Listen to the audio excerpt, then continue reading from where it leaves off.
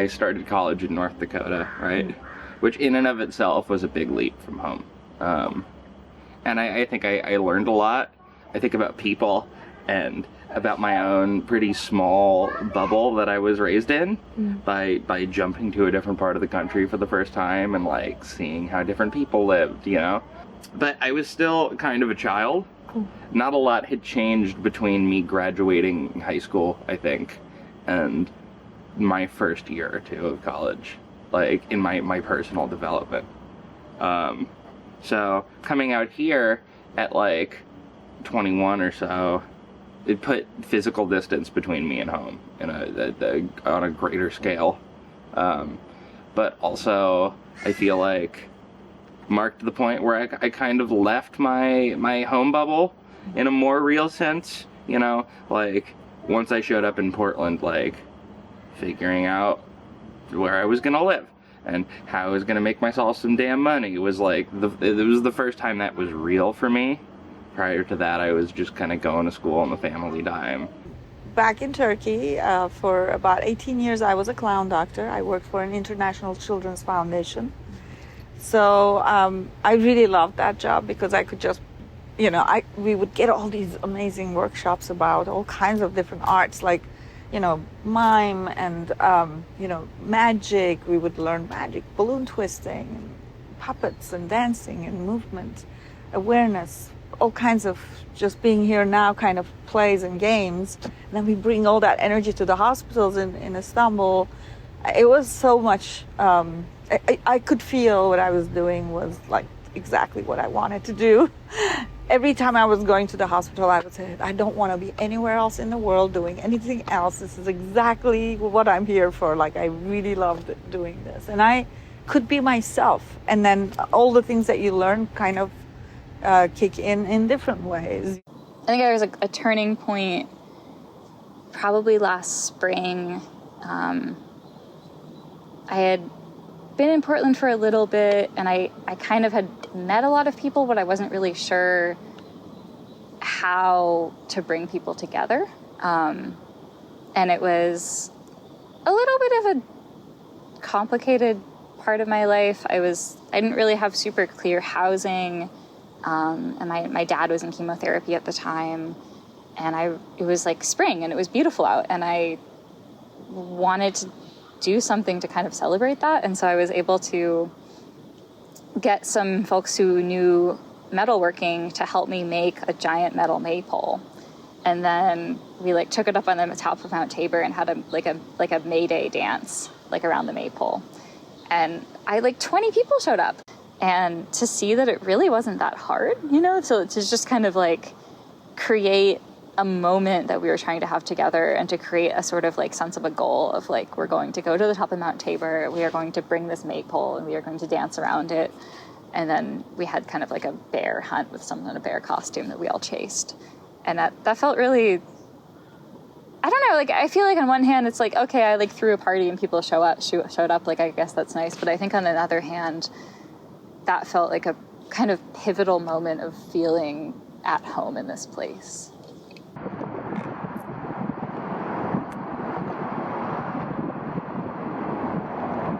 I think the best part about it as a city is that you can like just walk around neighborhoods and like pick handfuls of like lavender and rosemary and like mint and like figs from people's trees. Like there's just I love the sort of just like sidewalk jungles, all the like overgrown yards like spilling with like roses and stuff. That's kind of my favorite thing about it. A lot of artists ended up here somehow from all over the United States, and they help each other. There is a real social interaction, really helping each other. That's what I've seen, even if it's just friendship, you know. People do allot each other room to kind of do their own funky thing, you know? And I think it's been important on my personal journey, like, just to be allowed to exist as I am, man, you know? First, of course, I didn't know anybody, right? I was often at ADX, where I met a friend who told me about the Food Not Bombs, and I went there, and then I met friends there. I made friends with the people who often come there, and people who are volunteering. Then I got introduced to Bhakti Center. I got to meet so many other people. And yeah, it's expanded from one to another. And then pretty soon I was going to open mics at Jaja, and, you know, Food Not Bomb still I go to because I really like the fact that we can get free, fresh produce that is organic, and also meet these interesting people. You know, it's a nice community there too. People in Portland won't really question your level of experience at something if you just sort of do it. And people will very much, like, if you show interest in their project or in their, like, community or, like, in whatever they're trying to get done, like, if you just, like, show enthusiasm, like, they will very much be like, yes, please come get involved.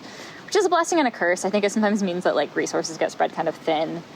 I've never seen a city with so many abandoned, like, community gardens that people started and then just, like, gave up on. I've never really had any interactions with law enforcement in this city. And, you know, I've, you can sleep in a parked truck on the slopes of Mount Tabor. I've done that many times. Like, they don't care.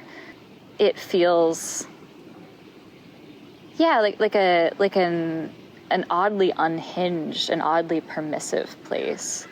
I mean, like, all the cities are doing it. We're on one hand, it's getting increasingly expensive and, like, kind of boutique-y and bougie and fancy in some parts of town, but nobody can fucking afford that or to live there. So everywhere else, it's, like, scary.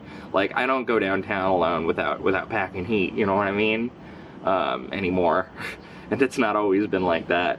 I used to work at a nightclub downtown, and, like, there've been multiple times getting off work at, like, 2, where the security staff for the club was like, hey, somebody's running around with a pistol, like, down the street, so maybe just hang out and have a drink, don't leave yet. It's not an easy town to live in either. It's expensive. Like, everybody I know is struggling. I don't know many people that are very well off. You've kind of got to be thriving in a fiscal sense in order to be thriving in many other senses of the word, you know? I do feel less physically safe here than I did in New York. I think just because New York always had a constant feeling of, like, witness, you know, where it's like you're never alone on a street. And here, I don't entirely feel that. I had kind of a scary experience last summer where I was, like, sleeping in my car in the Reed parking lot and someone broke into it while I was in it. And, like, I almost got hit in the head with a crowbar. And there's just kind of, like, it's, like, kind of funny. There's, like, a lot of stuff like that where there's, we got an email recently from the school about, like, people on Steel Street getting attacked by socket wrenches. And it's, like, stuff like that where it's, like, it's bad, but it's also, like, a little bit funny because I think, unlike other cities, there isn't really a feeling of clear stratification because I feel like what people aspire to is often very similar to, like, the worst, like, the people who are having the worst time. I wish that the housing was more available. You know, there was more places where artists can rent cheaper so they can focus on art rather than trying to make the payments. And I wish there was a setup in the world, not just Portland, where artists could thrive.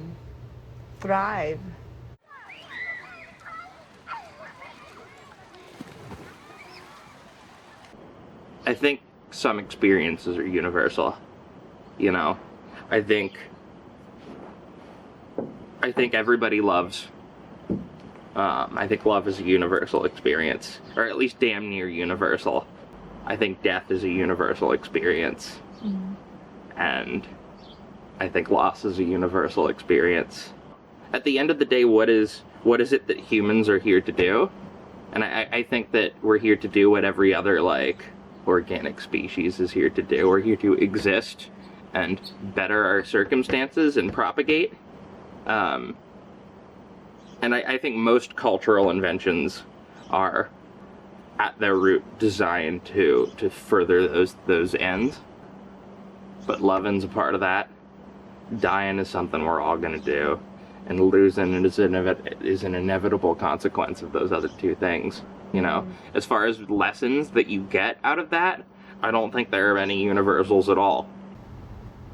Well, if you're talking about like what we are going through as humanity at this moment, I think, constant evolution of the consciousness is what's happening. That's what I see, and that seems universal, and like it's happening in everywhere in the world. We are the creators of our own reality.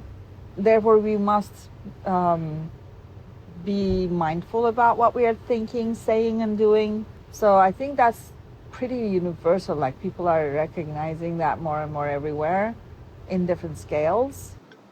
I think the experience of, there's obviously lots of really, really difficult and painful experiences that are universal. And I think that there's use in looking at them. Like, I think there's, obviously like a lot of usefulness in being like, wow, we're all going to watch our parents die. But I think that I probably right now, because it's summer, have been trying to, I guess, think more about the universals that are more kind of obviously, I don't know, a little more luminous. And I think one of them is like the specific pleasure of like getting into a flow state with something, of like working on something or like being engaged in doing something and having kind of like your entire awareness of yourself sort of like drop off and you just like zoom in, like let's say like you're like drawing or you're like carving something or you're like, I don't know, writing something, like showing a child how to do something, and you just like your like entire awareness just like focuses in. I think how good that feels and how like essential that feels is like pretty universal.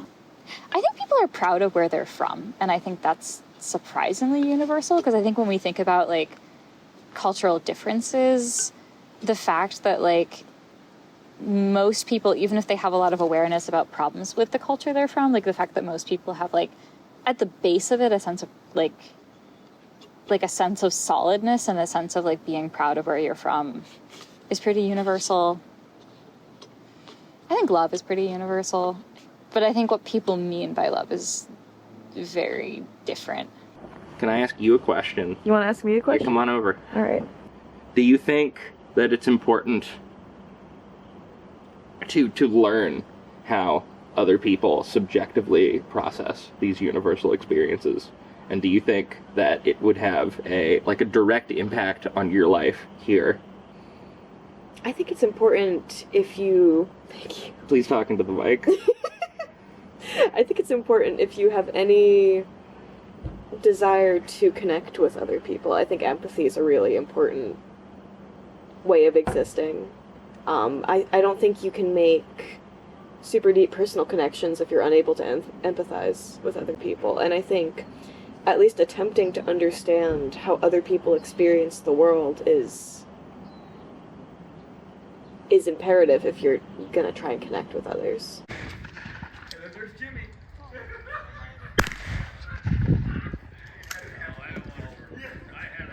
Here's my advice. I think that if you're trying to do something that's really hard and you don't know if you can do it, what I have found works the best is, instead of like telling yourself that you have to do it or telling yourself that you definitely can do it, having like a just like complete sense of curiosity about whether or not you can do it or like what it will feel like works a lot better. Because it's like, I think that the state of like, I have to do this thing, I have to, and then like the pressure and the fear of failure makes the world really constrict. And I think that when you're able to get into like a state of just like, can I do this? Like, what'll happen if I try it this way? Like, what'll happen if I try it this way? Like, what'll it feel like if I do totally fail? How will I know if I've like successfully done a thing or not?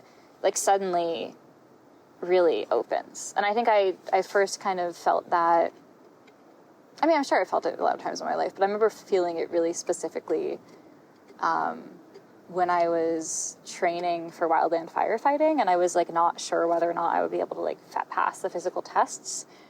And I was like, I don't know if I can or can't, but like, I'm curious. And then I remember being like, oh, I guess I passed them. Like, that was interesting. I feel like you're only getting half the picture when you're like always hoping things are going to turn out like a certain way that in your mind is like the good way. In the short term, like if you're like cooking a dish and you're like, I really I hope this will turn out good. Like if I put in more butter, it'll be good. Like that can work. Like you can like get through making a dish and like serve it to the people you live with and like hopefully they'll enjoy it. But I think in like the longer term, it's like the world is a really chaotic place. I can't necessarily always have hope for the future in the orthodox sense of being like, things are going to be good. But I think that being like, I want to stick around or like, I want to see helps. I think, I've not done a ton of traveling, but I've done a little traveling. Sounds like you've done quite a bit. I've done a little traveling, and that very, like, the same emotions, different processes of said emotions, has been a pretty consistent thing in my travels, especially in, like, non-European places that I've gone, which are rather few, but in Morocco, for example, just having that common human emotional, like, similarity, even if I couldn't, like, speak to people very well, because I don't speak, like, Arabic or Moroccan or French, would help me, at least in the short term, really bond with people and share a space, you know? It was always laughter, I think, that kind of, no matter how different I might be from the people I was hanging out with, like brought us together or made us comfortable with each other. Figure out who you are and be that. And that will just automatically help everything else in the world, I think. If we could just be ourselves. Because we all brought some gifts to this world. We all have it. And if we can have enough space and freedom and I don't know, some support to express that, to be that, I think that would help humanity a lot. So that would be my advice. Good artists don't blame their inability on their lack of resources. Not at all. You know? But it's so easy to say, like, oh, I can't make that because my camera's not good enough. Or, oh, I Learning to can't work make that with because what we have is another human universal, isn't it? It's hard. It's hard. We don't talk about it a lot. It's not but easy. Hard. We're standing on the shoulders of giants, too. People have been working with what they had for thousands of years to put us in a position where oftentimes we don't have to work with what we have. We can just go and get what we need. Right. Like, oftentimes getting what you need doesn't fix the problem. No. Because the problem is just a lack of experience. I remember I was digging this trench with this guy named Justin. He was from this like fucked up town in the desert where there was like a bunch of feral dogs. And he was this weird kid, but he told me about this like suicide prevention poster he had seen, and he described it as having like a death metal skeleton like shredding on a guitar, and it said like, today fucking sucks, tomorrow might not, one way to find out, be there. And he'd like quote it at me all the time, and I thought it was like, I don't know, it just like it really got me, like you know, that sense of just sort of like the only way to find out is to be there.